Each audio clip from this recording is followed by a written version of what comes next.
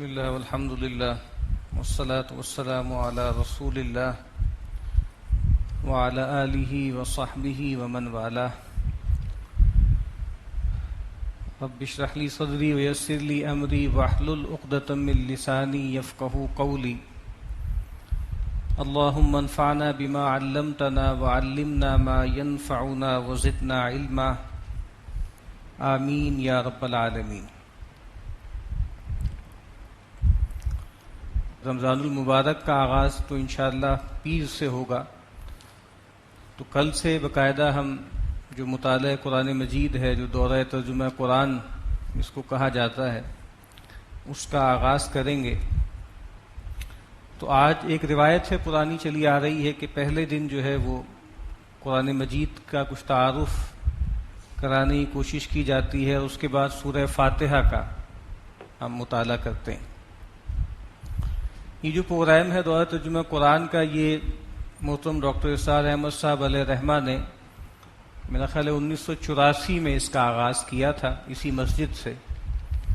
تو اب 30 سال اس کام کو ہو گئے ہیں، اور اللہ تعالیٰ نے اس کام میں بہت برکت دی. چھوٹا سا جو پودا ڈاکٹر صاحب نے لگایا تھا وہ آج ایک تناور درخت بن چکا ہے، اور بہت زیادہ مقامات پر پورے ملک میں اب یہ پروگرام ہوتا ہے. ابھی پورا ہفتہ میں کراچی میں تھا، کل رات وہاں سے واپس آیا ہوں. تو وہاں اس کی فیلنگ بہت زیادہ ہوتی ہے،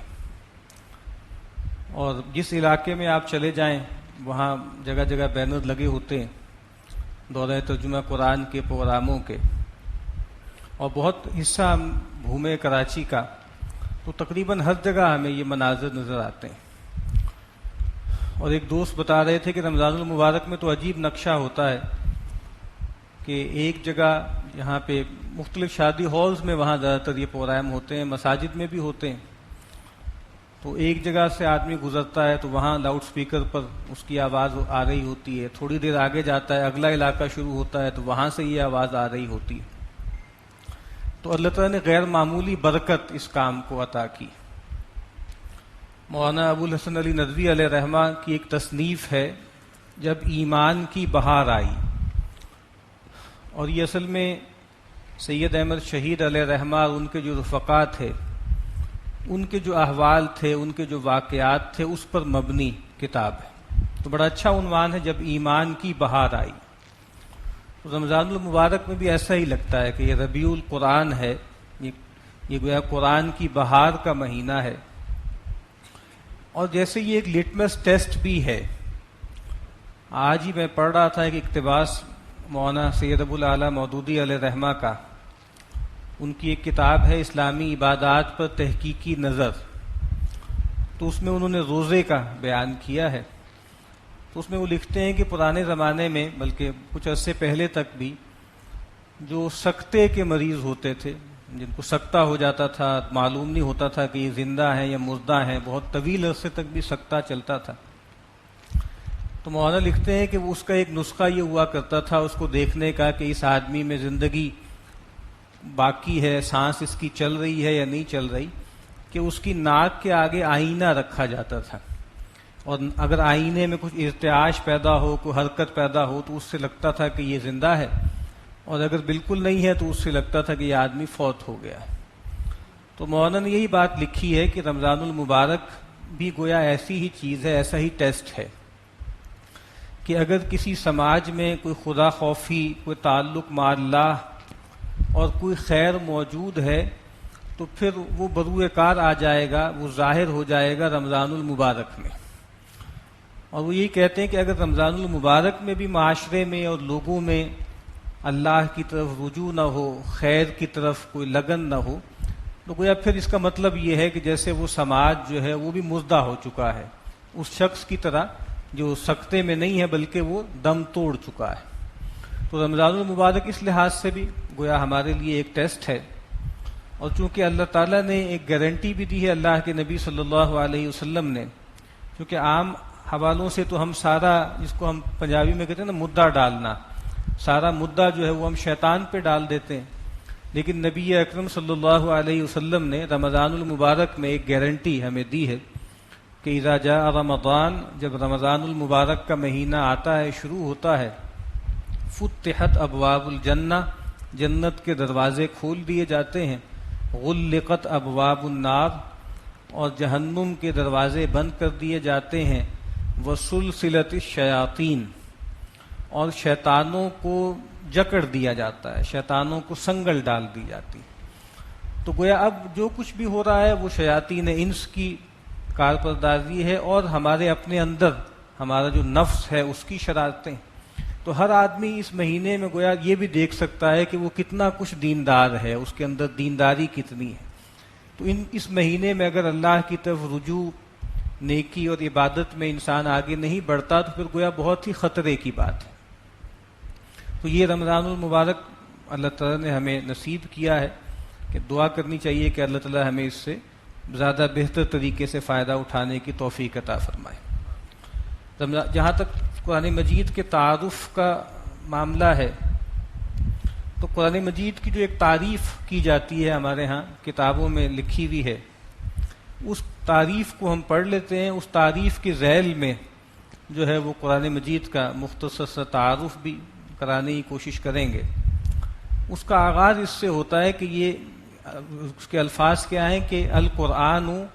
کلام اللہ المنزل علی الرسول بواسطۃ جبرائیل المکتوب فی المصاحف المنقول الینا نقلا متواترا بلا شبہۃ المتعبد بتلاوتہ.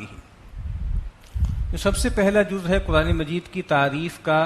وہ یہ ہے کہ کلام اللہ، یہ اللہ کا کلام ہے.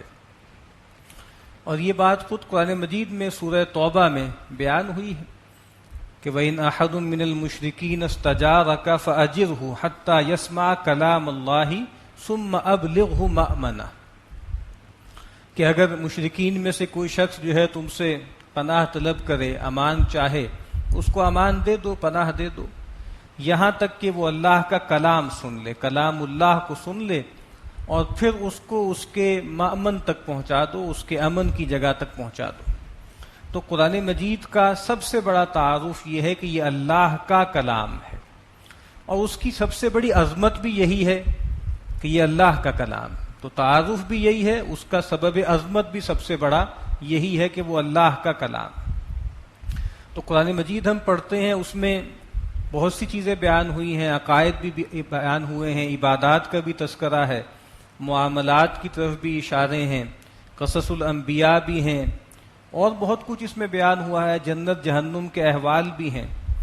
لیکن قرآن مجید کا جو اینڈ میننگ ہے، جو سب سے بڑی اس کی مراد کیا ہے، وہ خود اللہ تعالیٰ کی ذات ہے. تو اگر قرآن مجید پڑھ کے ہم نے بہت سی معلومات اکٹھی کر لیں، بہت سی چیزیں ہمیں معلوم ہو گئیں، تاریخی حقائق معلوم ہو گئے، بہت سی چیزیں جو ہیں وہ جغرافیے کے بارے میں معلوم ہو گئیں، اور بہت سی چیزیں جو ہے عبادات کی تفصیل ہمارے ذہن میں آ گئی، لیکن اللہ تعالیٰ تک ہماری رسائی نہیں ہوئی یا اللہ سے تعلق میں اضافہ نہیں ہوا، تو پھر ہم نے قرآن مجید نہیں پڑھا. تو قرآن مجید کا سب سے بڑا تعارف یہی ہے کہ یہ اللہ کا کلام ہے. اور ویسے بھی آپ کو معلوم ہے کہ اللہ تعالیٰ کی ذات کیا ہے، اس کی کیا حقیقت ہے، اس کی کیا کنہا ہے، اس تک ہم نہیں پہنچ سکتے.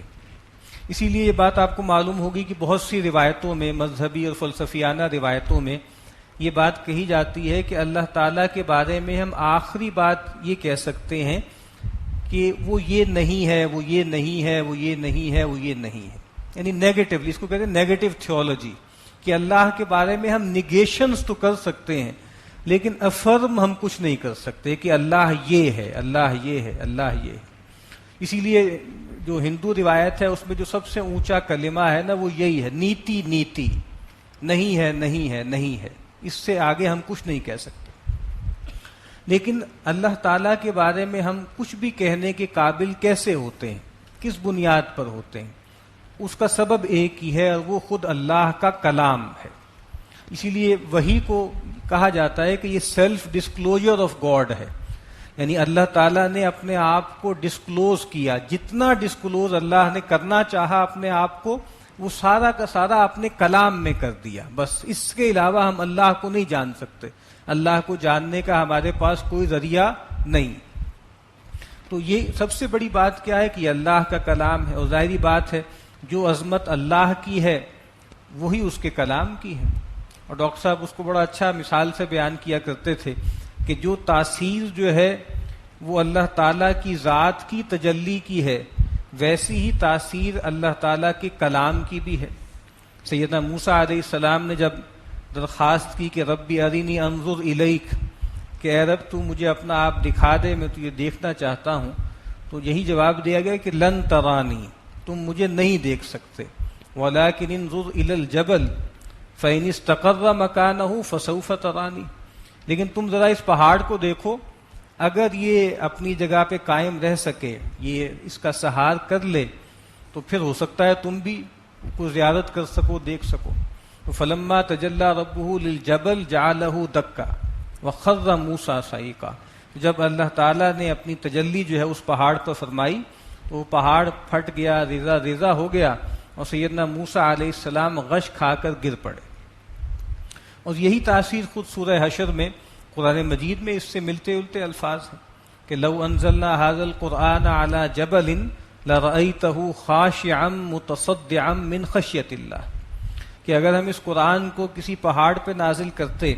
تو تم دیکھتے کہ وہ دب جاتا اور پھٹ جاتا اللہ کی خشیت سے، اللہ کے خوف سے، اللہ کی ہیبت سے. تو قرآن مجید جو ہے یہ اللہ کا کلام ہے، اور یہ رسول اللہ صلی اللہ علیہ وسلم پر نازل ہوا، اور اس کا جو محبت وحی ہے، جس جگہ پر وحی کا حبوط ہوا ہے، جو اترا ہے، وہ رسول اللہ صلی اللہ علیہ وسلم کا قلب مبارک ہے. جو خود قرآن مجید میں فرمایا گیا نا کہ ہم نے اس کو اتارا ہے آپ کے دل پر، علی قلبک، ہم نے اس قرآن کو آپ کے دل پر اتارا ہے، دل پر نازل کیا. اور یہ نازل کیسے کیا ہے، یہ کلام اللہ نے کیسے فرمایا ہے اپنے پیغمبر صلی اللہ علیہ وسلم سے، بواسطۃ جبرائیل، سیدنا جبریل علیہ السلام کے ذریعے. چونکہ خود قرآن مجید میں سورہ شورى کے آخر میں بتائے گئے ہیں، موڈز بتائے گئے ہیں کہ اللہ تعالیٰ جب کسی بندے سے ہم کلام ہوتے ہیں تو اس کے کیا میڈیمز اختیار کرتے ہیں، کیسے ہم کلام ہوتے ہیں. تو فرمایا گیا کہ ما کان لبشر ان یکلمہ اللہ، کسی انسان کے یہ شایان شان نہیں ہے کہ اللہ تعالیٰ اس سے کلام فرمائے. بندہ تو جب چاہے اپنے اللہ سے کلام کر سکتا ہے، اس سے راز و نیاز کر سکتا ہے. اذا سألک عبادی عنی فإنی قریب اجیب دعوت الداعی اذا دعان، جب چاہے مجھے پکار لے، ہر پکارنے والے کی پکار سنتا ہوں، جواب بھی دیتا ہوں. لیکن ہر بندی کی یہ حیثیت نہیں ہے، اس کی یہ اوقات نہیں ہے کہ اللہ تعالیٰ اس سے براہ راست کلام کرے. تو کہا کہ کسی بشر کے شایع نہیں ہے کہ اللہ تعالیٰ اس سے کلام کریں، الا وحیًا، سوائے اس کے کہ براہ راست کوئی چیز اس کو سجھا دیں، خفیہ اشارے کے ذریعے دل میں کوئی بات ڈال دیں، براہ راست کوئی چیز جو ہے دل میں اتار دینا، ایک یہ طریقہ ہے. او من وراء حجاب، یا پردے کی اوٹ سے اللہ تعالیٰ کلام فرمائیں کسی بشر سے. او یرسل رسولا فیوحی باذنہ ما یشاء، یا کوئی پیامبر بھیجیں اور اس کے ذریعے جو چاہیں وہی فرمائیں. تو یہ تین طریقے ہیں. تو یہ تینوں طریقے اختیار کیے گئے. جو پہلا طریقہ ہے براہ راست دل میں بات ڈال دینا، یہ بھی ہوا ہے. جو ہمارے ہاں حدیث کی ایک صنف ہے جس کو کہا جاتا ہے حدیث قدسی، کہ جس میں اللہ تعالیٰ، اللہ کے نبی صلی اللہ علیہ وسلم یہ فرماتے ہیں کہ اللہ تعالیٰ یہ فرماتے ہیں. تو وہ ظاہری بات ہے وہ جو اللہ کا فرمانا ہے وہ کلام اللہ، یعنی جو معروف معنوں میں قرآن مجید ہے اس میں تو نہیں ہے. تو وہ کیا ہے، وہ یہی صورت ہوتی ہے کہ اللہ کے نبی صلی اللہ علیہ وسلم کے دل میں، آپ کے جی میں کوئی بات ڈالی جاتی ہے، اور پھر آپ اس کو اپنی زبان مبارک سے، یعنی اس کی فریزنگ آپ خود کرتے ہیں. تو یہ بھی ہوا ہے. کچھ روایتوں میں آپ نے فرمایا بھی ہے کہ ان روح القدس نفس فی روعی، کہ روح القدس نے براہ راست میرے جی میں، میری جان میں، میری روح میں ایک بات القاء کر دی. تو یہ بات بھی نبی اکرم صلی اللہ علیہ وسلم کے ساتھ ہے. دوسرا جو موڈ ہے من وراء حجاب، کہ پردے کی اوٹ سے. ٹھیک ہے، اس کی سب سے مشہور مثال تو سیدنا موسیٰ علیہ السلام کا معاملہ ہے اس کا بھی تذکرہ ہوا کہ اللہ تعالیٰ نے ان کو اپنے کلام سے مشرف فرمایا، جس وجہ سے ان کا لقب کلیم اللہ جو ہے وہ قرار پایا۔ تو مکالمہ ہوتا تھا، گفتگو ہوتی تھی، اور ایک رائے کے مطابق نبی اکرم صلی اللہ علیہ وسلم کو جو اسراء کروایا گیا، جو معراج کروائی گئی، اس کی صورت بھی یہی تھی، کیونکہ اس میں ایک سٹینڈرڈ اختلاف صحابہ سے چلا آ رہا ہے کہ کیا اللہ کے نبی صلی اللہ علیہ وسلم نے وہاں جو اللہ تعالیٰ سے مکالمہ ہوا یہ بالکل رو در رو تھا، وہاں رویت الہی ہوئی ہے یا نہیں ہوئی؟ تو ایک سٹینڈرڈ اختلاف ہے۔ ام المومنین سیدہ عائشہ رضی اللہ تعالی عنہا یہ فرماتی ہیں کہ نہیں، ایسا نہیں ہو سکتا، وہ تو اللہ تو نور ہے، اس کو تو دیکھا نہیں جا سکتا۔ تو ایک رائے کے مطابق وہاں پر بھی جو مکالمہ ہوا نبی اکرم صلی اللہ علیہ وسلم کا اللہ تعالیٰ کے ساتھ، وہ بھی من ورائے حجاب تھا۔ تو یہ، اور تیسری صورت وہ ہے جو اصل میں قرآن مجید کا میڈیم ہے، کہ جس میں یہ ہے کہ وہ او یرسل رسولا، یا وہ کوئی پیغمبر بھیجتا ہے، اس کے ذریعے اپنی بات بندوں تک پہنچاتا ہے۔ تو قرآن مجید کا جو میڈیم ہے وہ یہ والا ہے کہ قرآن مجید سیدنا جبریل علیہ السلام کے واسطے سے نبی اکرم صلی اللہ علیہ وسلم کو دیا گیا۔ اور سورہ حج کے آخری رکوع میں پورا وہ چینل بتا دیا گیا کہ اللہ، وہ جو پہلے ہم نے پڑھا ہے نا کہ یہ نہیں ہوتا کہ اللہ تعالیٰ اگر بندوں کو کوئی بات بتانا چاہیں، کوئی رہنمائی فرمانا چاہیں تو ہر فرد سے براہ راست گفتگو کریں، اس کو براہ راست مخاطب کر کے جو ہے نام بنام اس سے باتیں کریں، ایسا نہیں ہوتا۔ اس کا ایک میڈیم بنایا، اور وہ میڈیم جو ہے وہ سورہ حج کے آخری رکوع میں بیان کر دیا کہ اللہ یصطفی من الملائکۃ رسلا ومن الناس، اللہ تعالیٰ چن لیتے ہیں، برگزیدہ کر لیتے ہیں فرشتوں میں سے بھی پیغمبر اور انسانوں میں سے بھی پیغمبر۔ تو اصل مقصود تو یہ ہے کہ اللہ کی بات بندوں تک پہنچائی جائے، لیکن اس کا طریقہ کیا ہے کہ دو پیغمبر چنتے ہیں، ایک پیغمبر فرشتوں میں سے، ایک پیغمبر انسانوں میں سے، ٹھیک ہے؟ تو فرشتے چونکہ نورانی مخلوق ہیں، مقربین بارگاہ الست ہیں، وہاں پر ہوتے ہیں، تو وہ اللہ تعالیٰ سے لیتے ہیں۔ عام طور پہ ہماری روایت یہی کہتی ہے کہ وہ فرشتے ایک ہی رہے، اور وہ سیدنا جبریل علیہ السلام ہیں کہ جو سیدنا موسیٰ علیہ السلام کے پاس بھی وہی لے کر آئے، اور نبی اکرم صلی اللہ علیہ وسلم کے پاس بھی وہی لے کر آئے۔ تو انہوں نے اللہ تعالیٰ سے لیا، اور پھر اس کے بعد انسانوں میں سے اللہ تعالیٰ کچھ لوگوں کو چنتے ہیں، برگزیدہ کرتے ہیں، ان کا استفاء اور اجتباء ہوتا ہے،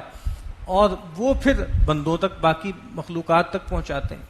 تو سیدنا آدم اور سیدنا نوح سے لے کے نبی اکرم صلی اللہ علیہ وسلم تک یہ سلسلہ چلتا رہا کہ رسول ملک نے اللہ سے لیا، اور اس اللہ تعالیٰ سے لے کے رسول بشر تک پہنچا دیا، اور پھر رسول بشر نے باقی تمام انسانوں تک وہ بات پہنچا دی۔ تو یہ قرآن مجید جو ہے، اس کے بارے میں یہ جو اس کی تعریف کا حصہ ہے کہ بواسطۃ جبرائیل، کہ سیدنا جبریل علیہ السلام کے واسطے سے یہ جو ہے یہ کلام اللہ تعالیٰ نے اتارا۔ اور دو آیتوں کے بارے میں کہا جاتا ہے جو سورہ بقرہ کی آخری دو آیات ہیں، آمن الرسول بما انزل الیہ من ربہ والمؤمنون، آخری اس تک، کہ یہ نبی اکرم صلی اللہ علیہ وسلم جب معراج پہ تشریف لے گئے تو وہاں آپ کو بطور تحفے کے یہ چیز دی گئی۔ تو یہ جو ہے وہ اس کے بارے میں کہا جاتا ہے کہ یہ جو ہے وہ آسمان پر گویا دیا گیا، باقی سارا کا سارا قرآن مجید سیدنا جبریل علیہ السلام کے واسطے سے دیا گیا۔ اس کے بعد آگے کیا ہے کہ المکتوب فی المصاحف، کہ قرآن مجید جو نقل ہوا ہے اس کے دونوں میڈیمز ہیں، اور وہ جو ہے وہ سینے میں بھی محفوظ ہوا ہے، اس سے بھی آگے چلا ہے، اور مصاحف پر بھی ہوا ہے، جس کو عام طور پہ کہا جاتا ہے کہ ضبط فی الصدور بھی ہے، سینوں میں بھی اس کو محفوظ کیا، اور ضبط فی السطور بھی ہے، یعنی لکھ کر بھی اس کو محفوظ کر لیا گیا۔ اور یہ حفاظت جو ہے نبی اکرم صلی اللہ علیہ وسلم کے زمانے سے ہی صحابہ کے ذریعے جو ہے وہ چلتی چلی آئی۔ اور اس میں بھی ظاہری بات ہے کہ ایک حفاظت کا بھی معاملہ ہے، یعنی جو پورا میڈیم ہے نا قرآن مجید کے نزول کا، وہ سارا کا سارا بہت ہی محفوظ ہے۔ یعنی ہمیں معلوم ہے قرآن مجید کے بارے میں بھی جو الفاظ آتے ہیں وہ دو طرح کے آتے ہیں، ایک انزال کا لفظ آتا ہے اور ایک تنزیل کا لفظ آتا ہے۔ تو انزال کا جو لفظ ہوتا ہے اس میں یک بارگی کوئی چیز اتار دینا، اس کا تذکرہ ہوتا ہے، انا انزلناہ فی لیلۃ القدر، یہ سورہ قدر میں ہے، یا انا انزلناہ فی لیلۃ مبارکہ، ہم نے اس کو ایک بہت مبارک رات میں اتارا، یا جس طرح لیلۃ القدر ہے اس کے بارے میں عام طور پر یہی کہا جاتا ہے کہ وہ رمضان المبارک کے آخری عشرے کی کوئی رات ہے لیلۃ القدر، تو اس میں قرآن مجید کو نازل کیا گیا۔ اور دوسری طرف قرآن مجید میں تذکرہ آتا ہے تنزیل کا، وَنَزَّلْنَاهُ تَنزِيلًا،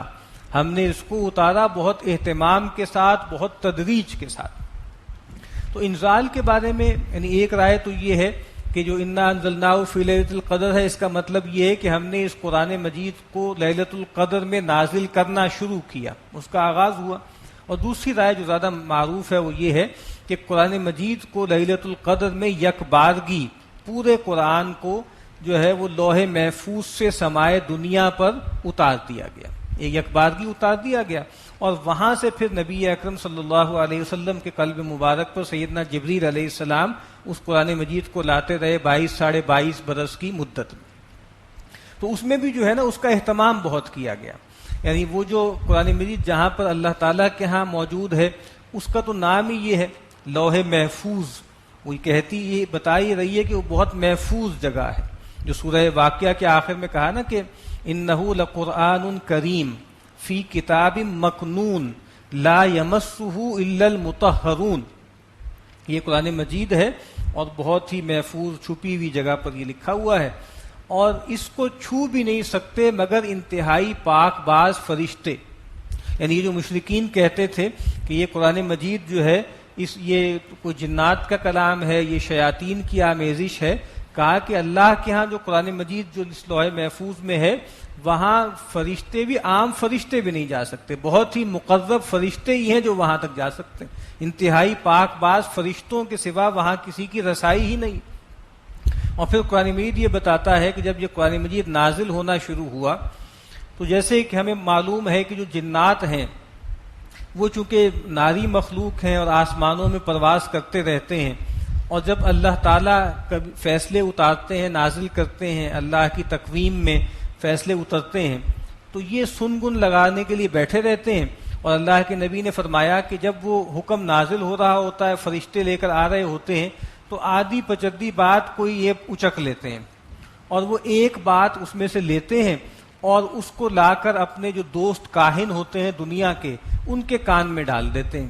اور وہ جو کاہن ہیں ان کے دوست جو اولیاء و شیطان ہیں وہ اس میں 99 جھوٹ ملا کے اپنا کاروبار چلاتے ہیں۔ ظاہر بات ہے یہ جو پروفیسیز ہوتی ہیں اور یہ جو علوم نجوم ہیں اور یہ ساری پیش گوئیاں وغیرہ ہوتی ہیں، ظاہری بات ہے ان میں کچھ حقیقت ہوتی ہے تبھی تو یہ کاروبار چلتا ہے۔ تو یہ ہوتا ہے، یہ ایک ایسا معاملہ ہے، یہ آزمائش کے لیے اللہ نے رکھا ہوا ہے کہ وہ کچھ نہ کچھ کوئی ایک آدھی بات یہاں سے نکال لیتے ہیں۔ لیکن جب اللہ تعالیٰ کوئی کتاب نازل فرمانے لگتے ہیں، جب کسی پیغمبر پر کوئی وحی نازل فرماتے ہیں تو پھر دور دور تک پہرے لگا دیتے ہیں۔ سورہ جن میں اس کا بیان ہے کہ ہم اس سے پہلے کنا نقعد مقاعد للسمع، جنات نے کہا کہ اس سے پہلے تو ہم کوئی سن گن لینے کے لیے بیٹھ جایا کرتے تھے، لیکن جب اب ہم کہیں بیٹھتے ہیں نا تو ہم دیکھتے ہیں نجد لہو شہاب رصدا، تو ہم تو اپنے لیے پاتے ہیں کہ ایک شہاب ثاقب جو ہے ہم پر میزائل کی طرح داغ دیا جاتا ہے، تو گویا پہرے لگا دیے جاتے ہیں کہ کوئی امکان نہیں ہے کہ وہ جو لوح محفوظ سے سمائے دنیا پر آیا اور سمائے دنیا سے نبی اکرم صلی اللہ علیہ وسلم کے قلب مبارک پر آیا تو اس میں کوئی لیکیج ہو جائے، اس میں کوئی آمیزش ہو جائے، اس میں کوئی چیز داخل ہو جائے، کوئی امکان ہی نہیں ہے اس کا۔ اور پھر اس کے بعد جو اس کی حفاظت کا ذمہ ہے وہ خود اللہ تعالیٰ نے لیا ہے کہ انا نحن نزلنا الذکر وانا لہ لحافظون، ہم ہی نے یہ ذکر نازل کیا اور ہم ہی اس کی حفاظت کریں گے۔ تو دنیا میں تو ظاہری بات ہے معروف معنوں میں ہم جو بچے بھی قرآن مجید حفظ کرتے ہیں اپنے سینے میں اس کو حافظ کہتے ہیں، لیکن حقیقی معنوں میں حافظ قرآن اللہ تعالیٰ ہیں، ٹھیک ہے، وہ حافظ قرآن ہیں، انہوں نے ذمہ لیا ہے کہ وہ قرآن مجید کی حفاظت کریں گے۔ تو یہ ظاہری بات ہے کہ تحریر کا دور تھا، نبی اکرم صلی اللہ علیہ وسلم جب تشریف لائے ہیں تو اس کو لکھ کر بھی محفوظ کر لیا گیا اور وہ مصاحف میں نقل ہو رہا ہے۔ المنقول الینا بالتواتر یا نقلا متواترا، یہ جو نقل ہوا ہے ہم تک یہ متواتر نقل ہوا ہے۔ اب یہ بجائے خود اس کی حفاظت کا ایک طریقہ ہے کہ قرآن مجید کوئی سولیٹری روایت نہیں ہے، 1 2 3 4 لوگوں کی روایت نہیں ہے کہ ان لوگوں کو دیکھنا پڑے، ان کے کردار کی پرکھ ہو ان کے بارے میں یہ چیک کیا جائے کہ ان کا حافظہ ٹھیک تھا نہیں ٹھیک تھا، ان کا کردار کیسا تھا، ایسا نہیں ہے۔ یہ جیلم بعد جیلن و قرنم بعد قرن، ایک نسل کے بعد دوسری نسل، صحابہ کی پوری نسل نے تابعین کی پوری نسل کو قرآن مجید دیا، تابعین نے تبع تابعین کو دیا، تبع تابعین نے اپنے جو ہے وہ لوگوں کو دیا، اور اس طریقے سے قرآن مجید ہمارے تک پہنچا۔ تو یہ ظاہری بات ہے اس کی حفاظت کی بہت بڑی گارنٹی ہے کہ یہ تواتر سے نقل ہوا ہے، اس کے اندر کسی چیز کی آمیزش نہیں ہو سکتی، بہت ہی محفوظ ذریعہ ہے کسی بھی بات کو پہنچانے کا۔ اور پھر ایک اور حصہ بھی ہوتا ہے قرآن مجید کی تعریف کا کہ المتعبد بتلاوتہ، کہ قرآن مجید وہ کلام ہے اللہ کا یا وہ کتاب ہے کہ جس کا پڑھنا، جس کی تلاوت جو ہے وہ عبادت ہے، اور نبی اکرم صلی اللہ علیہ وسلم نے اس کو واضح کر دیا۔ تو آپ نے کہا کہ من قرأ حرفا من القرآن فلہ 10 حسنہ، کہ جو آدمی بھی قرآن مجید کا ایک حرف بھی پڑھے گا تو اس کے لیے 10 نیکیاں ہیں۔ اور آپ نے فرمایا کہ میں یہ نہیں کہتا کہ الف لام میم ایک حرف ہے، بلکہ الف ایک حرف ہے، لام ایک حرف ہے اور میم ایک حرف ہے۔ تو الف لام میم جس نے پڑھا، جس نے تلاوت کی، تو اس کو 30 نیکیاں مل گئیں۔ تو فرمایا کہ قرآن مجید وہ کلام ہے اللہ کا، وہ کتاب ہے کہ جس کے حرف حرف پر نیکی ہے، اور جس کا پڑھنا بجائے خود ایک عبادت کا عمل ہے۔ تو یہ قرآن مجید کے بارے میں کچھ بنیادی باتیں تھیں تو میں نے آپ کے سامنے عرض کی ہیں۔ اب اس کے بعد جو باقی تفصیلات ہیں، ظاہری بات ہے کچھ اسٹیٹسٹیکل چیزیں ہیں، وہ سب آپ کے علم میں ہیں کہ قرآن مجید جو ہے وہ نبی اکرم صلی اللہ علیہ وسلم کے زمانے میں جو اس کی تقسیم تھی، تو سورتوں کی تقسیم تھی اور سورتوں کے اندر آیتوں کی تقسیم تھی۔ تو ہر سورت کے اندر جو آیتوں کی ترتیب ہے یہ بھی توقیفی ہے، یعنی اللہ کے نبی صلی اللہ علیہ وسلم کی بتائی ہوئی ہے اللہ کے بتانے پر، اور زیادہ رائے یہی ہے اور کہ قرآن مجید کی جو سورتوں کی جو ترتیب ہے یہ بھی توقیفی ہے۔ کچھ لوگوں کا خیال ہے کچھ سورتوں کے بارے میں کہ اس میں اجتہاد کا بھی دخل ہے، لیکن زیادہ صحیح بات یہی ہے کہ ایک سورت کے اندر آیات کی ترتیب یہ بھی اللہ تعالیٰ کی طرف سے طے کرتا ہے، اور جو قرآن مجید میں سورتوں کی ترتیب ہے کہ پہلے سورہ فاتحہ ہے، پھر سورہ بقرہ ہے، پھر سورہ جو ہے وہ آل عمران ہے، پھر سورہ نساء ہے، صحیح بات یہ ہے کہ یہ ترتیب بھی توقیفی ہے، یہ بھی نبی اکرم صلی اللہ علیہ وسلم نے بتائی ہے اللہ کی ہدایت پر۔ اور جس طرح ہمیں معلوم ہے کہ رمضان المبارک میں ایک دور ہوا کرتا تھا، ہر رمضان میں نبی اکرم صلی اللہ علیہ وسلم کے پاس سیدنا جبریل تشریف لاتے تھے، اور رمضان کی ہر شب میں دور ہوا کرتا تھا۔ گویا جتنا قرآن مجید اس وقت تک نازل ہو چکا ہوتا تھا اس کو ایک ترتیب بھی دے دی جاتی تھی، بالکل اس کو سیدھا کر دیا جاتا تھا کہ اس کی ترتیب یہ ہے۔ اور آخری رمضان میں آپ کی وفات سے پہلے یہ 2 مرتبہ دور ہوا نبی اکرم صلی اللہ علیہ وسلم کے ساتھ سیدنا جبریل کا۔ تو ایک تو یہ سورتیں تھیں اور سورتوں کے اندر آیتیں تھیں، یہ ترتیب تھی۔ بس قرآن مجید جو نبی اکرم صلی اللہ علیہ وسلم دے کر گئے ہیں وہ اس کی شکل یہ تھی، ما بین الدفتین۔ اس کے بعد جو ایک تقسیم سامنے آئی وہ صحابہ کے دور میں آ گئی تھی، اور وہ جس کو ہمارے ہاں حزب کہتے ہیں یا منزل کہتے ہیں، 7 منزلیں یا 7 احزاب۔ اور وہ کیا تھا کہ صحابہ کرام کا چونکہ قرآن مجید کے ساتھ ایک خصوصی تعلق تھا تو وہ کوشش کیا کرتے تھے کہ ایک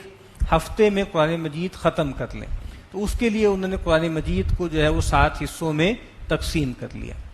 اس کے بعد پھر ایک اور تقسیم وجود میں آئی جس کو رکوعوں کی تقسیم ہم کہتے ہیں، اور وہ ہر جگہ پر ہوئی بھی نہیں۔ آج بھی آپ اگر دیکھیں کہ سعودی عرب میں یا کچھ عرب ممالک میں جو قرآن مجید چھپتے ہیں اس میں رکوعوں کی اس طرح کی تقسیم نہیں ہے، اس کی اور طرح کی تقسیم۔ لیکن رکوعوں کی تقسیم کیوں کرنی پڑی؟ کیونکہ ہمیں معلوم ہے کہ قرآن مجید میں جو ہے وہ نماز کے اندر جہری رکعات میں بھی اور دوسری رکعتوں میں بھی جب شروع کی ہوتی ہیں سورہ فاتحہ کے ساتھ قرآن مجید کا کچھ حصہ پڑھا جاتا ہے۔ تو ظاہری بات ہے کہ قرآن مجید جو بھی پڑھا جائے گا وہ بامانی بات ہونی چاہیے، کوئی ایسی بات ہو کہ جس میں بات مکمل ہو جائے۔ تو اب ظاہر بات ہے جو چھوٹی صورتیں ہیں وہ تو ٹھیک ہے پوری پڑھ لی جائیں، لیکن جو بڑی صورتیں ہیں اس میں ایک چھوٹے چھوٹے چنکس ایسے بنا دیے جائیں کہ جس میں من جملہ ایک بات مکمل ہو جائے، اور تاکہ لوگ اس طرح بے ترتیبی سے مہمل انداز میں اس کو نہ پڑھیں۔ تو اس کے لیے کہ بھائی ایک رکعت میں قرآن نماز کی ایک رکعت میں کتنا حصہ قرآن مجید پڑھا جائے، اس کو ڈیوائیڈ کرنے کے لیے رکوعوں کی تقسیم کی گئی۔ اور پھر اس کے بعد جو ہے وہ ایک اور تقسیم ہے، اور وہ تقسیم بھی آپ دیکھیں گے کہ زیادہ تر وہ بھی عرب ممالک میں نہیں پائی جاتی، وہ پاروں کی تقسیم ہے، 30 پارے، یعنی 30 حصوں میں قرآن مجید کو ختم کر دیا، یعنی تقسیم کر دیا گیا۔ اور اس کے پیچھے بھی بات یہی تھی کہ قرآن مجید چلیں ایک ہفتے میں ختم کرنا تو بہت مشکل ہے، تو ایک مہینے میں قرآن مجید کی تکمیل کر دی جائے۔ تو وہ بہت ہی آربیٹریری تقسیم ہے، اور اس میں معنی کا، مضمون کا بھی خیال نہیں رکھا گیا۔ جو بھی اس وقت کوئی نسخہ کسی صاحب کے پاس تھا، اس کو بالکل برابر 30 حصوں میں تقسیم کر دیا گیا۔ تو یہ قرآن مجید کی ایک ترتیب کے حوالے سے کچھ باتیں تھیں۔ اس کے بعد سورہ فاتحہ ہے، اور سورہ فاتحہ کے بارے میں کچھ، ایک تو اس کی فضیلت کے بارے میں کچھ باتیں ہیں۔ نبی اکرم صلی اللہ علیہ وسلم نے، یہ روایت بہت مشہور ہے اور بخاری میں بھی ہے اور کتابوں میں بھی ہے، کہ ایک صحابی ہے مشہور سعید ابن المعلیٰ، نبی اکرم صلی اللہ علیہ وسلم مسجد میں تشریف لے گئے تو وہاں پر یہ بھی حاضر تھے، تو آپ نے ان کا ہاتھ پکڑا اور کہا کہ میں لَأُعَلِّمَنَّكَ سُورَةً هِيَ أَعْظَمُ السُّوَرِ فِي الْقُرْآنِ قَبْلَ أَن تَخْرُجَ مِنَ الْمَسْجِدِ۔ آپ نے فرمایا کہ میں ضرور بالضرور تمہیں قرآن مجید کی جو سب سے عظیم سورت ہے اس سے باخبر کروں گا، اس کے بارے میں اطلاع دوں گا، اس سے پہلے کہ تم مسجد سے باہر نکلو۔ تمہاری مسجد سے باہر جانے سے پہلے میں تمہیں بتاؤں گا، اطلاع کروں گا کہ قرآن مجید کی سب سے عظیم سورت کون سی ہے۔ تو جب وہ نکلنے لگے تو انہوں نے رسول اللہ صلی اللہ علیہ وسلم کو یاد دلایا کہ آپ نے فرمایا تھا کہ میں تمہیں بتاؤں گا کہ سب سے عظیم سورت کون سی ہے۔ تو آپ نے فرمایا کہ فقال الحمد للہ رب العالمین، آپ نے کہا کہ الحمد للہ رب العالمین، ہی السبع المثانی، یہی 7 مثانی ہے، والقرآن العظیم، اور یہی قرآن عظیم ہے۔ خود قرآن مجید میں آیا نا کہ وَلَقَدْ آتَيْنَاكَ سَبْعًا مِّنَ الْمَثَانِي وَالْقُرْآنِ الْعَظِيمِ، کہ ہم نے آپ کو 7 بار دہرائی جانے والی عطا کی اور قرآن عظیم عطا کیا۔ تو خود نبی اکرم صلی اللہ علیہ وسلم کے فرمان کے مطابق قرآن مجید کی سب سے عظیم سورت جو ہے وہ سورہ فاتحہ ہے۔ اسی طریقے سے نبی اکرم صلی اللہ علیہ وسلم نے فرمایا، یہ روایت ترمذی میں بھی ہے، نسائی میں بھی ہے، مسند احمد بن حنبل میں بھی ہے، کہ نبی اکرم صلی اللہ علیہ وسلم نے فرمایا کہ ما انزل اللہ عز وجل فی التوراۃ ولا فی الانجیل مثل ام القرآن، کہ اللہ تعالیٰ نے نہ تورات میں نہ انجیل میں، اور ایک روایت کے مطابق خود فرقان میں یعنی قرآن مجید میں ام القرآن جیسی کوئی صورت نازل نہیں فرمائی۔ اور اس کا ایک اور نام سامنے آ جاتا ہے کہ ام القرآن، نبی اکرم صلی اللہ علیہ وسلم نے اس کو ام القرآن فرمایا۔ تو اسی وجہ سے یعنی یہ آپ فرما رہے ہیں کہ ایسی صورت کسی کتاب میں نہیں، پچھلی کسی کتاب میں بھی اس صورت کی کوئی نظیر، اس کی کوئی مثال موجود نہیں۔ اب اس کے کئی نام ہیں سورہ فاتحہ کے، ایک تو یہی نام اس کا فاتحہ جو اس کا علم، اس میں علم بن چکا ہے کہ قرآن مجید کا افتتاح کرنے والی صورت، یعنی اوپننگ سورہ آف دا قرآن، یہ اس کا گویا بالکل اس میں علم ہے۔ پھر ام القرآن، کہ قرآن مجید کے تو جو تمام مضامین ہے اس کی بنیاد گویا اس صورت میں رکھ دی گئی۔ اساس القرآن، یہ جڑ اور بنیاد ہے پورے قرآن مجید کی۔ اسی طریقے سے اس کو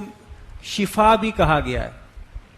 اور شفا ظاہری بات ہے کہ ایک شفا تو یہ ہے کہ باطنی امراض کی شفا، لیکن بالکل لٹرلی جو فزیکل امراض ہے نا اس کی شفا بھی اس میں مشہور روایت ہے، بخاری مسلم میں کئی کتابوں میں نقل ہوئی ہے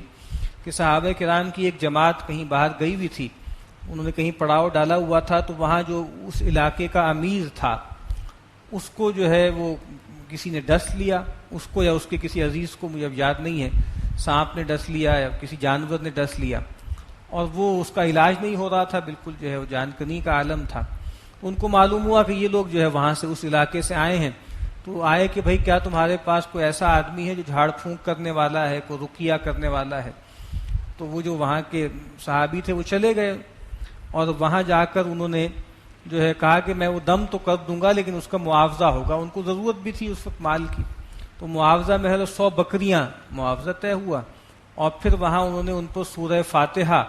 جو ہے وہ پڑھی اور پڑھ کے دم کیا، اور اس سے وہ ان کو شفا ہو گئی اور وہ معاملہ ٹھیک ہو گیا۔ اب وہ بکریاں لے کر آ گئے، لیکن ان کے اندر ایک گلٹ سا تھا کہ پتہ نہیں ہم نے یہ ٹھیک کیا معاملہ کہ نہیں ٹھیک کیا، یہ بکریاں ہم نے لی ہیں۔ تو نبی اکرم صلی اللہ علیہ وسلم کے سامنے ساری بات بیان کی کہ اس طرح کا معاملہ ہوا اور ہم نے سورہ فاتحہ پڑھ کے دم کیا تو وہ اچھا ہو گیا، بھلا چنگا ہو گیا۔ تو اس موقع پہ نبی اکرم صلی اللہ علیہ وسلم نے فرمایا کہ ما کان یدریہ انہا رقیہ،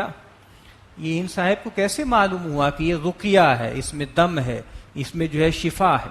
اور آپ نے کہا کہ کوئی بات نہیں، بالکل ٹھیک ہے، تم نے بکریاں لی ہیں۔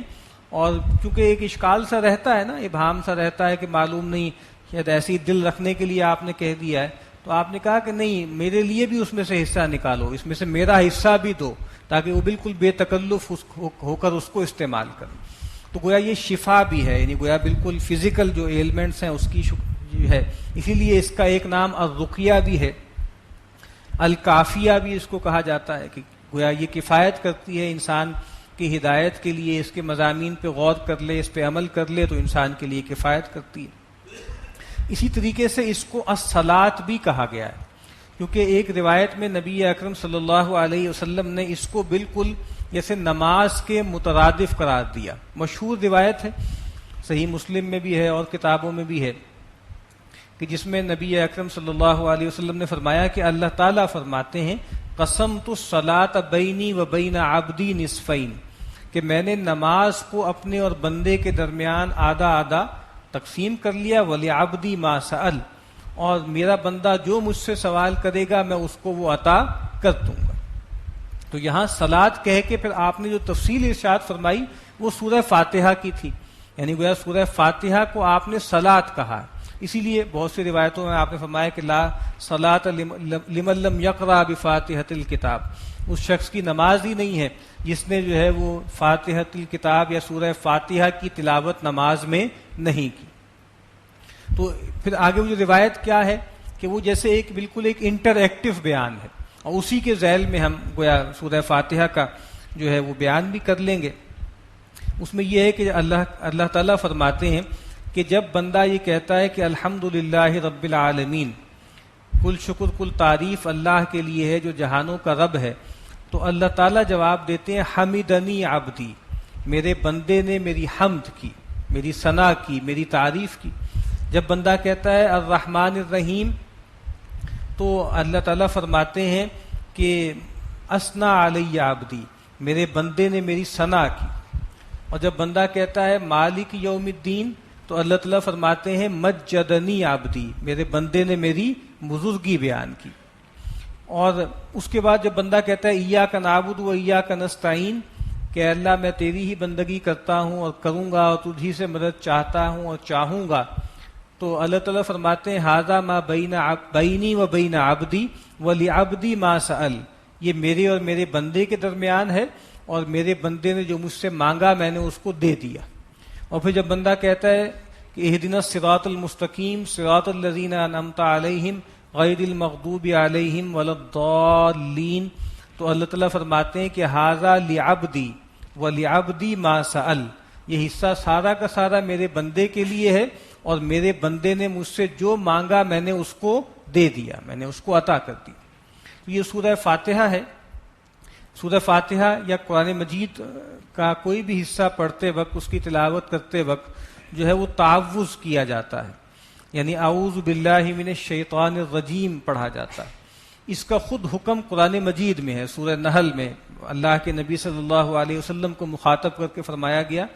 کہ اذا قرأت القرآن فاستعذ باللہ من الشیطان الرجیم، اے نبی آپ جب بھی قرآن مجید پڑھیے، اس کی قرأت کریں، تو آپ پناہ طلب کر لیں اللہ سے شیطان رجیم کی، یعنی جو شیطان ہے، جو مرجوم ہے، ملعون ہے، دھتکارا ہوا ہے، اس سے پناہ حاصل کر لیں اللہ کی، اور اللہ کی پناہ میں آ جائیں۔ تو یہ ہمیں گویا حکم دیا گیا، اسی لیے قرآن مجید کا کوئی حصہ پڑھنا ہو تو اگر بسم اللہ رہ بھی جائے تو ٹھیک ہے، لیکن بہرحال تعوذ ضرور پڑھنا چاہیے، اعوذ باللہ من الشیطان الرجیم جو ہے وہ ضرور پڑھنا چاہیے، کیونکہ خود شیطان نے یہ چیلنج دیا تھا کہ اے اللہ میں تیری صراط مستقیم پر گویا بیٹھ جاؤں گا، اور ان کے آگے سے بھی آؤں گا، پیچھے سے بھی، دائیں سے بھی، بائیں سے بھی، اور تو ان میں سے اکثر کو جو ہے اپنا شکر گزار نہیں پائے گا۔ تو اب جو قرآن مجید کیا ہے وہ صراط مستقیم ہے، جب انسان اس کے پاس آئے تو اللہ سے پناہ طلب کر لے شیطان کی۔ تو یہ اعوذ باللہ پڑھی جاتی ہے، اس کے بعد بسم اللہ الرحمن الرحیم۔ ہر نیک کام، ہر اچھا کام، اس سے پہلے اللہ کے نبی صلی اللہ علیہ وسلم نے فرمایا ہے کہ اللہ کا نام لیا جائے، اللہ کا ذکر کیا جائے۔ اور پھر یہ ایک الگ ڈیبیٹ ہے کہ جو بسم اللہ الرحمن الرحیم ہے یہ سورہ فاتحہ کا حصہ ہے یا نہیں ہے، یا قرآن مجید کی باقی صورتوں کا حصہ ہے یا نہیں ہے، یہ ایک الگ موضوع ہے، یہ ہم سے کنسرن اس کا نہیں ہے۔ اس کے بعد جو سورہ فاتحہ ہے یہ اس کو کہا جاتا ہے کہ یہ دعا ہے، اور بہت ہی جامع دعا ہے، اور یہ دعا ہے، اور باقی پورا قرآن مجید گویا جواب دعا ہے، جو انسان نے طلب کی ہے اس کا جواب آنسو افلاک جو آیا ہے وہ پھر گویا الف لام میم سے لے کر جو ہے اور والناس تک گویا اس کا جواب ہے جو آیا ہے۔ تو اس کا آغاز ہوتا ہے الحمدللہ رب العالمین، کل شکر کل تعریف اللہ کے لیے ہے جو تمام جہانوں کا رب ہے۔ تو حمد کہتے ہیں، یعنی حمد میں دو چیزیں شامل ہیں، اس میں ثنا بھی ہے، مدح بھی ہے، اور شکر بھی ہے، تعریف بھی ہے اور شکر بھی ہے۔ کیونکہ ایک صاحب تھے وہ کچھ شعر وغیرہ کہا کرتے تھے، اسود ابن ربیع رضی اللہ تعالی عنہ، انہوں نے ایک موقع پہ نبی اکرم صلی اللہ علیہ وسلم سے عرض کی کہ الا انشدک محامد حمدت بها ربی تبارک و تعالی، کہ اللہ کے نبی کیا میں آپ کو سناؤں نا کہ وہ کچھ اشعار جو میں نے اللہ کی حمد کے کہے ہیں اور جس کے ذریعے میں نے اللہ کی تعریف کی ہے، اپنے رب کی حمد بیان کی ہے، وہ بیان نہ کروں؟ تو نبی اکرم صلی اللہ علیہ وسلم نے کہا کہ ضرور بیان کرو، اور فرمایا کہ اما ان ربک عز وجل یحب الحمد، کہ بے شک تمہارا جو رب ہے جو بہت ہی بزرگ و برتر ہے وہ حمد کو پسند کرتا ہے، وہ حمد کو محبوب رکھتا ہے۔ تو حمد کے اندر گویا جس کو ہم کہیں گے لٹرل معنوں میں خوشامد کا پہلو بھی بہت غالب ہے، کہ اللہ کی خوشامد کی جائے، اللہ کو کی تعریف کی جائے، اللہ کی ثنا کی جائے، ان نعمتوں پر بھی جو براہ راست ہم سے متعلق ہیں جہاں شکر کا پہلو ہے، اور ان چیزوں سے بھی جو بہرحال ہمارے سامنے نہیں ہیں اس حوالے سے بھی ہے۔ اور جیسے ثنا کا جو پہلو ہے وہ اللہ کے ریفرنس سے ہے کہ اے اللہ کیا تیری شان ہے، کیا تیرا مرتبہ ہے، اور حمد کا جو رخ ہوتا ہے وہ بندے کی طرف ہوتا ہے، یعنی ثنا کیا کہتی ہے کہ اے اللہ تیری ثنا ہے، تیری حمد ہے کہ تو ہے اور تیری یہ شان ہے۔ اور حمد میں پہلو یہ ہے کہ میں بھی ہوں اتنا حقیر، اتنا ذلیل ہونے کے باوجود بھی تو نے مجھے اتنی اہمیت دی ہے کہ مجھے مخاطب کیا، مجھ سے کلام کیا، مجھے اپنی وحی کا مخاطب بنایا۔ تو الحمدللہ، کل شکر کل تعریف اللہ کے لیے۔ لفظ اللہ کے بارے میں کہا جاتا ہے، اس کو اسم جلالہ کہتے ہیں، اور بہت سے لوگ یہ کہتے ہیں کہ یہ اللہ کا گویا یہ اسم علم ہے، یہ اللہ کا ذاتی نام ہے۔ باقی ناموں کے بارے میں کہا جاتا ہے کہ یہ صفاتی نام ہے، یہ لفظ اللہ جو ہے یہ ذاتی نام ہے، اور بہت سے لوگ یہ کہتے ہیں کہ یہی وہ اسم اعظم ہے کہ جس کے بارے میں کہا گیا ہے کہ اس کے حوالے سے جب اللہ کو پکارا جاتا ہے تو اللہ تعالیٰ بندے کی جو طلب ہے اس کو رد نہیں کرتے۔ تو الحمدللہ رب العالمین، تمام جہانوں کا رب ہے۔ رب کہتے ہیں مالک کو بھی، پیدا کرنے والے کو بھی، مالک کو بھی، پرورش کرنے والے کو بھی، جس نے پیدا کیا ہے، جو مالک ہے، اور جو پرداخت کر رہا ہے، جو پرورش کر رہا ہے۔ اور یہ جو ربوبیت ہے، یہ ربوبیت ظاہری بات ہے کہ مادی بھی ہے، انسان کو جن جن چیزوں کی ضرورت ہے فزیکلی، اس کو پانی کی ضرورت ہے، اس کو ہوا کی ضرورت ہے، اس کو اناج کی ضرورت ہے، اس کا بھی اللہ نے اہتمام کیا، غیر معمولی اہتمام کیا۔ اور اسی طریقے سے ایک ربوبیت معنوی ہے، انسان کو کچھ روحانی طور پہ بہت سی چیزیں درکار ہیں، اس کو وحی درکار ہے، اس کو ہدایت درکار ہے، اس کا بھی اللہ نے اہتمام کیا۔ تو خاص طور پہ جو سورہ فاتحہ ہے اور اس میں جو اللہ تعالیٰ کی ربوبیت کا پہلو ہے اس کا بہت ہی اچھا بیان صاحب ترجمان القرآن مولانا ابو الکلام آزاد نے بہت اچھا بیان کیا ہے۔ اس تفسیر میں بہرحال کچھ مسئلے بھی ہیں، لیکن سورہ فاتحہ کی جو سب سے اچھی تفسیر ہے نا، بہت ہی تفصیلی، وہ مولانا ابو الکلام آزاد کی ہے ترجمان القرآن میں۔ باقی ترجمہ تو ان کا حواشی کی طرح کا ہے، وہ مکمل ہے بھی نہیں، لیکن اس کا جو مقدمہ ہے نا وہ سورہ فاتحہ پر ہے، اور وہ بہت تفصیل سے ہے۔ اور اس میں جو اللہ تعالیٰ کی ربوبیت، اللہ کی بادشاہت، اللہ کا رب ہونا، اللہ کا جو ہے وہ ہادی ہونا، اس چیز کو بہت ہی وضاحت سے اور تفصیل سے بیان کیا گیا۔ تو سب سے پہلے جب انسان اس کائنات کو دیکھتا ہے، اپنے ارد گرد کا مشاہدہ کرتا ہے، تو اس کے اندر سے اللہ تعالیٰ کی حمد نکلتی ہے، اللہ کی ثنا نکلتی۔ کہ کل شکر کل تعریف اس اللہ کے لیے ہے جو تمام جہانوں کا رب ہے، الرحمن الرحیم، اور وہ جو اس کائنات کو بنانے والا ہے، اس کائنات کو چلانے والا ہے، وہ کوئی اذیت پسند نہیں ہے۔ وہ جو تصورات پرانی مائتھولوجیز میں رہا ہے کہ جیسے اس کائنات کو بنانے والا کا جو بھی دیوتا ہے وہ سیڈسٹ ہے، وہ اذیت پسند ہے، اور اس نے لوگوں کو جو ہے وہ ڈال دیا ہے ایک دنیا میں، اور یہاں پہ ان کی مشکلات کو دیکھتا ہے اور دیکھ کے خوش ہوتا ہے، تالیاں پیٹتا ہے۔ جیسے پرانے زمانے کے بادشاہ ہوا کرتے تھے، وہ جو ان کے اسٹیڈیمز ہوتے تھے اس کے اندر اپنے غلاموں کو پھینکتے تھے اور غلاموں کے اوپر شیروں کو چھوڑ دیتے تھے، اور وہ شیر ان کو بھنبھوڑتے تھے، کاٹتے تھے، اور وہ بادشاہ اوپر بیٹھ کے دیکھتے تھے اور تالی پیٹتے تھے۔ تو یہ بھی تصور رہا ہے کہ یہ ہمارے ساتھ بھی ایسی کوئی واردات ہوئی ہے کہ ہمیں بنا کے پھینک دیا گیا ہے اور ہماری تکلیفوں پہ جو ہے وہ مزہ لیا جا رہا ہے، لطف لیا جا رہا ہے، جیسے کوئی رام کی لیلا ہے اور کوئی جو ہے اندھیر نگری ہے۔ کہا کہ نہیں، جو بھی انسان اس کائنات پر غور کرتا ہے تو اس کو معلوم ہوتا ہے کہ اس کائنات کو بنانے والا، اس دنیا کو چلانے والا وہ کوئی ظالم اور جابر نہیں ہے، بلکہ رحمان اور رحیم ہے۔ ہر طرف اس کی رحمت کے مظاہر جا بجا آپ کو ملتے ہیں، اور رحمان اور رحیم دونوں الفاظ ظاہری بات ہے ان دونوں کا جو مادہ ہے وہ رحمت ہی ہے، اور دونوں مبالغے کے صیغے ہیں۔ تو ایک رائے تو یہ ہے جو بہت سے مفسرین نے لکھی ہے کہ جو رحمانیت ہے وہ عمومی ہے، وہ ہر ایک پر ہے، وہ اپنے ماننے والوں پر بھی ہے، نہ ماننے والوں پر بھی ہے۔ اسی لیے کہا جاتا ہے کہ رحمان الدنیا والآخرہ، کہ دنیا اور آخرت دونوں میں اس کی رحمت ہے جو بروئے کار آتی، اور وہ رحمت جو اس کے اپنے خاص بندوں کے لیے ہے، ان رحمت اللہ قریب من المحسنین، کہ بے شک اللہ کی رحمت تو محسنین خوب کاروں سے قریب ہے۔ تو وہ جو رحمت خصوصی ہے جو آخرت میں بروئے کار آئے گی، جس کی بنیاد پر ہم میں سے کوئی بھی آدمی جنت میں جانا کوالیفائی کرے گا، کیونکہ نبی اکرم صلی اللہ علیہ وسلم نے واضح فرما دی کہ تم میں سے کوئی شخص بھی اس کا عمل اس کو نجات نہیں دے سکتا۔ تو کسی نے عرض کی کہ آپ بھی؟ تو کہا کہ ہاں میں بھی، الا ان یتغمدنی اللہ برحمت من، کہ یہاں تک کہ اللہ تعالیٰ کی رحمت مجھے ڈھانپ نہ لے۔ تو وہ رحمت خصوصی ہے جو آخرت میں ہمیں درکار ہے، گویا اس کا تعلق رحیمیت سے زیادہ ہے۔ اور ایک اور بات بھی یہ بیان کی جاتی ہے کہ رحیم کا لفظ جو ہے وہ عمومی ہے،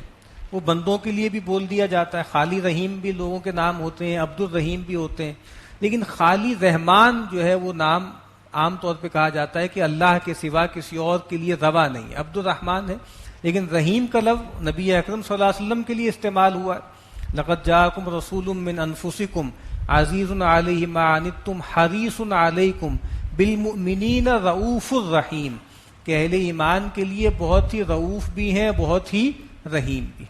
تو الحمدللہ رب العالمین، کل شکر کل تعریف اللہ کے لیے ہے جو تمام جہانوں کا رب ہے، وہ رحمان بھی ہے، وہ رحیم بھی ہے، مالک یوم الدین، وہ بدلے کے دن کا مالک ہے۔ اس دنیا میں ہمیں جو چیزیں درکار ہیں، امام غزالی علیہ رحمہ ایک جگہ فرماتے ہیں نا کہ یہ جو دو چیزیں ہیں، خوف اور رجا، یہ کہا کہ یہ جناحا طیر، یہ ایک پرندے کے دو پروں کی طرح ہیں، یعنی وہ پرندہ جو اللہ کی طرف پرواز کرتا ہے وہ اس کے دو پر ہوتے ہیں، البتہ ہر پرندے کے دو پر ہوتے ہیں، تو کہا کہ یہ دو پر ہمیں دیے گئے ہیں جس کے ذریعے ہم اللہ کی طرف پرواز کر سکتے ہیں، ایک خوف کا اور ایک رجا کا۔ تو الحمدللہ رب العالمین الرحمن الرحیم، ظاہری بات ہے اس میں یہ صفات بیان ہوئی، ربوبیت ہے، رحمانیت ہے، رحیمیت ہے، لیکن اب فرمایا کہ مالک یوم الدین، تاکہ بیلنس رہے، خوف اور رجا کے درمیان اور ترغیب و ترہیب کے درمیان معاملات بیلنس رہے، کہ وہ رحمان بھی ہے، وہ رحیم بھی ہے، تو اس کی رحمت، اس کی ربوبیت کا یہ تقاضا ہے کہ وہ ایک دن برپا کرے کہ جس دن ہر چیز ریکنسائل ہو جائے،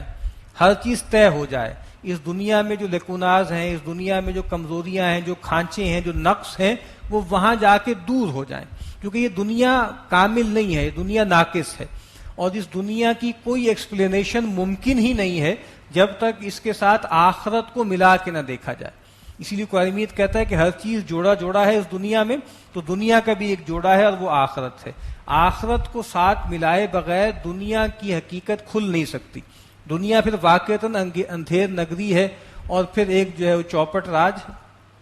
وہ کہا کہ وہ مالک یوم الدین ہے، وہ بدلے کے دن کا مالک بھی ہے. وہ اللہ ہے، اس نے پیدا کیا، اس نے اس دنیا میں انسان کے لیے رحمت کا، ربوبیت کا سامان کیا. اسی کا لازمی تقاضا ہے کہ پھر وہ ایک دن برپا کرے اور پھر انسانوں کا احتساب کرے. ایحسب الانسان ان یترک سدی، کیا انسان نے یہ خیال کر لیا ہے کہ وہ ایسے ہی چھوڑ دیا جائے؟ سورہ نبا اگر آپ پڑھ لیجئے، الم نجعل الارض مہادا والجبال اوتادا وخلقناکم ازواجا وجعلنا،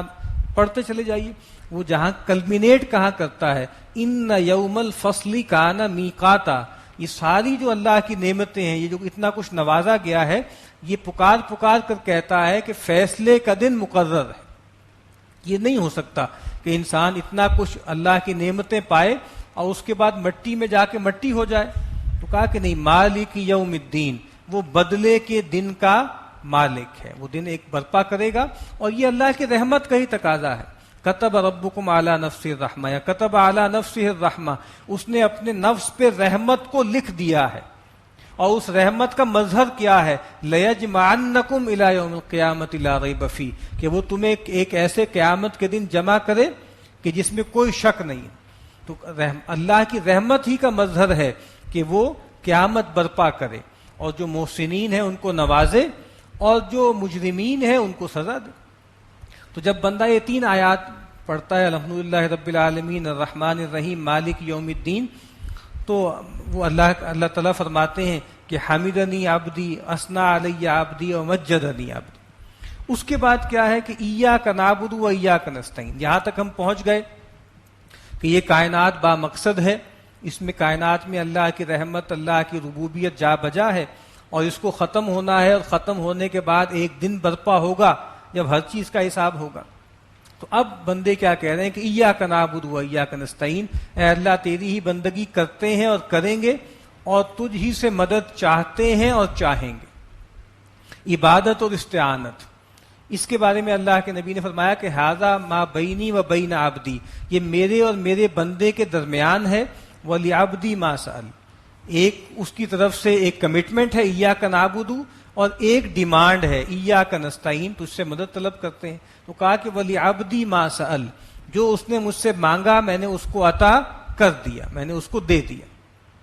تو عبادت کس کو کہتے ہیں؟ امام نے تیمیہ علیہ رحمہ کا ایک رسالہ ہے، رسالۃ العبودیہ، اس کا موضوع یہ ہے. اس کا آغاز یہاں سے ہوتا. ان سے کسی نے پوچھا تھا، سوال کیا تھا، تو اس سوال کا جواب دیا جو پھر ایک رسالہ چھپ گیا کہ یہ عبادت کسے کہتے ہیں. انہوں نے فرمایا کہ العبادت اسم جامع لکل ما یحبہ اللہ ویرضا، عبادت ایک اسم جامع ہے ہر اس چیز کا جو اللہ پسند کرتے ہیں، اللہ محبت کرتے ہیں، جس پہ اللہ راضی. من الاقوال والافعال الظاہرہ والباطنہ، اقوال بھی ہیں اور افعال بھی ہیں، ظاہری بھی اور باطنی بھی. پھر تفصیل کی ہے، نماز، روزہ، حج، زکوٰۃ، اور اس کے بعد قربانی، اور پھر امر بالمعروف اور نہی عن المنکر، اور جہاد فی سبیل اللہ، اور پھر آگے تفصیل دی ہے بر الوالدین، اور پھر کہا ہے کہ خشیت، محبت، شکر، ذکر، نعمت، یہ سب چیزیں اس کے اندر ہے. تو یہ عبادت کیا ہے؟ کل بندگی ہے جو آپ سے مطالبہ کیا گیا ہے. تو اے اللہ تیری ہی بندگی کرتے ہیں، اور ظاہری بات ہے کہ ہمارے بس میں نہیں ہے کہ کر سکیں، تو تجھ ہی سے مدد مانگتے ہیں. اسی لیے ہر نماز کے بعد اللہ کے نبی یہ کلمہ پڑھتے تھے کہ اللہم اعنی علی ذکرک و شکرک و حسن عبادتک. اے اللہ تو میری مدد کر اس پر کہ میں تیرا ذکر کر سکوں، اس پر کہ میں تیرا شکر کر سکوں، اور اس پر کہ میں تیری بندگی میں حسن پیدا کر سکوں. اے اللہ تو ہماری مدد کر اس پر. تو ایاک نعبد و ایاک نستعین اہدنا الصراط المستقیم، اے اللہ تو ہمیں دکھا دے سیدھی راہ. ہدایت کا لفظ کا ابتدائی مفہوم کیا ہوتا ہے؟ اراۃ الطریق، رستہ دکھا دینا. اور ہدایت کا آخری مطلب کیا ہوتا ہے؟ الایصال الی المطلوب، مطلوب تک پہنچا دینا. تو اے اللہ تو رستہ دکھا بھی دے، سجھا بھی دے، چلا بھی دے، اور منزل مقصود تک پہنچا بھی دے. تو اہدنا الصراط المستقیم، اور صراط مستقیم پر ہمیں چلا دے. صراط مستقیم کیا ہے؟ یہ کتاب و سنت ہے. ان ھذا القرآن یہدی للتی ہی اقوم، یہ وہ قرآن ہے جو رہنمائی کرتا ہے اس راہ کی طرف جو سب سے سیدھی ہے. اللہ کے نبی نے فرمایا ترکتکم علی المحجۃ البیضاء، میں تمہیں ایک بالکل صاف، شفاف اور روشن شاہراہ پہ چھوڑ کے جا رہا ہوں. لیلھا کنہاریھا، اس کی راتیں بھی دن کی طرح چمکتی، کوئی چیز اس میں مبہم نہیں ہے، کوئی چیز ایمبیگوس نہیں ہے۔ تو کہا کہ اے اللہ تو ہمیں سیدھی راہ دکھا، صراط مستقیم دکھا، صراط الذین انعمت علیہم، راہ ان لوگوں کی جن پر تو نے انعام کیا۔ وہ انعام منعم علیہم کون ہے؟ خود اس کا سورہ نساء میں ذکر ہے کہ ومن یطع اللہ والرسول، جو اللہ اس کے رسول کی اطاعت پر کاربند ہوگا، فاولئک مع الذین انعم اللہ علیہم من النبیین والصدیقین والشہداء والصالحین، جو اللہ اس کے رسول کی اطاعت پر کاربند ہوں گے تو یہ وہ لوگ ہوں گے جو ان لوگوں کے ساتھ ہوں گے جن پر اللہ کا انعام ہوا۔ وہ کون ہیں؟ وہ انبیاء ہیں، وہ صدیقین ہیں اور شہداء ہیں اور صالحین، یہ منعم علیہم گروہ ہے۔ تو اے اللہ تو ہمیں سیدھی راہ دکھا، راہ ان لوگوں کی جن پر تیرا انعام ہوا، غیر المغضوب علیہم ولا الضالین، نہ ان کی راہ جن پر تیرا غضب نازل ہوا اور نہ ان کی راہ کہ جو گمراہ ہو گئے۔ مغضوب علیہم کون ہیں؟ کہ جنہوں نے اللہ کے حکم کو جانا، پہچانا، سمجھا اور پھر جانتے بوجھتے انحراف کیا، یہ مغضوب علیہم۔ اور ضالین کون ہے؟ کہ وہ بات سمجھی نہیں صحیح، انہوں نے ہدایت کو گم کر دیا اور جو ہے وہ افراط و تفرید کا شکار ہو گئے۔ اسی لیے روایات میں آتا ہے نا کہ یعنی مغضوب علیہم کا جو نمائندہ گروہ ہے پچھلی امتوں میں وہ یہود ہے، اور ضالین کا جو نمائندہ گروہ ہے پچھلی امت میں وہ نصارہ ہیں۔ یہود ان کے ہاں اللہ کے انبیاء آئے، پیغمبر آئے، لیکن انہوں نے ضد کی، اناد کیا، پیغمبروں کو قتل کیا، اللہ کی کتاب میں تحریف کی، وہ مغضوب علیہم ہیں۔ اور نصارہ کون ہے؟ کہ وہ غلو کا شکار ہو گئے، اپنے پیغمبر کی محبت میں غلو کیا، شریعت کو گم کر دیا اور پھر گمراہی کی راہ اختیار، نئی نئی بدعتیں ایجاد کی انہوں نے۔ تو اسی لیے سفیان ابن عیینہ علیہ رحمہ فرماتے ہیں کہ من فسد من علمائنا کان فیہ شبہ من النصارى شبہ من الیہود۔ تو سفیان ابن عیینہ کہتے ہیں کہ ہمارے علماء میں سے جو بگڑتے ہیں نا اور جو کرپٹ ہوتے ہیں، ان کے اندر جو مثال ہے وہ یہود کی ہے۔ یعنی علماء کون ہوتے ہیں؟ یعنی یہود، اس لیے آپ دیکھیں یہود کے علماء کا بہت تذکرہ ہے، وہ جانتے تھے، کتابیں پڑھتے تھے، وحی کو جانتے تھے، لیکن جان بوجھ کے ہٹتے تھے، استعمال کرتے تھے، اللہ کی کتاب کو ایکسپلائٹ کرتے تھے اور ساری پابندیاں لوگوں پہ عائد کرتے تھے، خود بالکل اپنے آپ کو بری کر لیتے تھے۔ تو اسی لیے کہتے ہیں کہ علم کی راہ سے جو گمراہی آتی ہے نا علماء کے اندر، وہ یہود کی راہ سے آتی ہے، وہ مغضوب علیہم۔ اور جو عباد، من فسد من عبادنا، جو عباد ہوتے ہیں نا، زاہد عابد لوگ جو صوفیہ اور مشائخ ہوتے ہیں، کہا کہ جب وہ کرپٹ ہوتے ہیں، جب ان میں فساد آتا ہے تو ان کی مثال نصارہ کسی ہے، جنہوں نے غلو کیا، جنہوں نے اپنے پیغمبر کی شان کو بہت زیادہ بڑھایا۔ تو کہا کہ غیر المغضوب علیہم ولا الضالین، اے اللہ سیدھی راہ چلا ان لوگوں کی راہ کہ جن پر تیرا انعام ہوا، جو انبیاء ہیں، شہداء ہیں، انبیاء ہیں، صدیقین ہیں، شہداء ہیں اور صالحین ہیں۔ اور ان لوگوں کی راہ نہ چلا جنہوں نے ہدایت کو جانا اور جان بوجھ کے انحراف کیا، یا جو ہدایت جنہوں نے گم کر دی اور اپنی طرف سے کچھ رستے اختیار کر لی۔ اور آخر میں آمین کا لفظ کہا جاتا ہے، اس کا مطلب ہوتا ہے کہ اے اللہ ایسا ہی ہو۔ تو یہ سورہ فاتحہ ہے، بہت ہی عظیم دعا ہے اور بہت ہی اس کا مقام و مرتبہ ہے کہ کل شکر کل تعریف اللہ کے لیے جو تمام جہانوں کا رب ہے، جو رحمان ہے اور رحیم ہے اور جو بدلے کے دن کا مالک ہے۔ اے اللہ ہم تیری ہی بندگی کرتے ہیں اور کریں گے، تجھی سے مدد چاہتے ہیں اور چاہیں گے۔ اے اللہ تو ہمیں سیدھی راہ دکھا، وہ راہ کہ جو سیدھی راہ ہے، ان لوگوں کی راہ ہے جن پر تیرا انعام ہوا، نہ ان لوگوں کی راہ پہ چلا جن پر تیرا غضب نازل ہوا اور جو گمراہ ہوئے۔ آمین۔ اللہ تعالی ہمیں قرآن مجید کو سمجھنے کی توفیق عطا فرمائے۔